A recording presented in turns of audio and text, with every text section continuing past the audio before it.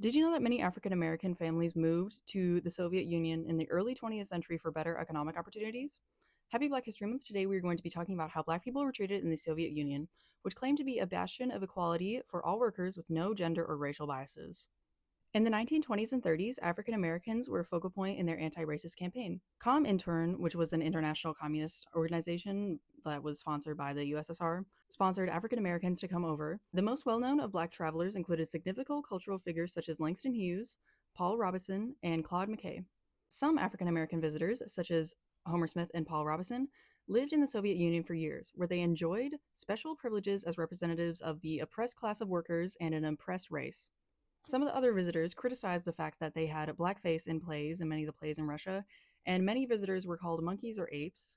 And in children books in the USSR, they depicted black people as wild animals. So not a very anti-racist nation, in my opinion. They just didn't really have black people to be racist to, if that makes sense. During the Great Depression, many African American families moved to the USSR for better economic opportunities.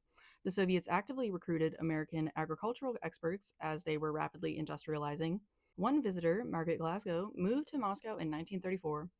She excelled in her work in the factory and remarked, "I've quite forgotten that I'm black.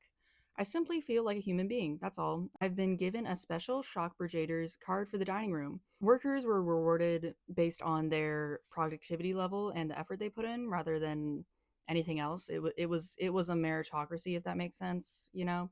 Margaret connected her black identity to struggling to find work in New York, but her positive experience in the USSR led her to identify more as a Soviet worker. Another visitor, Robert Robinson, had a much different experience. He was the sole African American worker at a Ford Motor plant and left America in 1930 after Soviet representatives recruited him together with a handful of white workers. Robinson enjoyed the apparent lack of racial oppression in the Soviet Union, including the ability to work without fear of sabotage or physical harm. In Detroit, he found that a coworker had sabotaged his tooling machine in an effort to electrocute him. Soviet anti-racism was weird and exoticizing, and Soviet men would encourage Robinson to dance with their girlfriends, which would have gotten him killed in the US. In 1932, white American workers attacked him after weeks of verbal threats. A Soviet court convicted them of assault and deported them, but Robinson became a local celebrity and was very uncomfortable with this, and he knew it would be used as anti-American propaganda.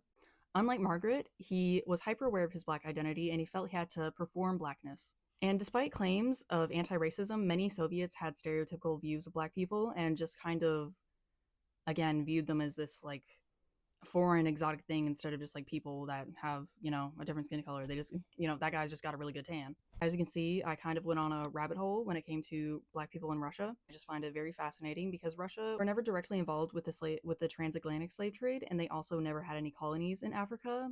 All of their contact with Africans was through the Ottoman Turks mainly. Happy Black History Month. Follow me for more. I have plenty of other history lessons to yap about.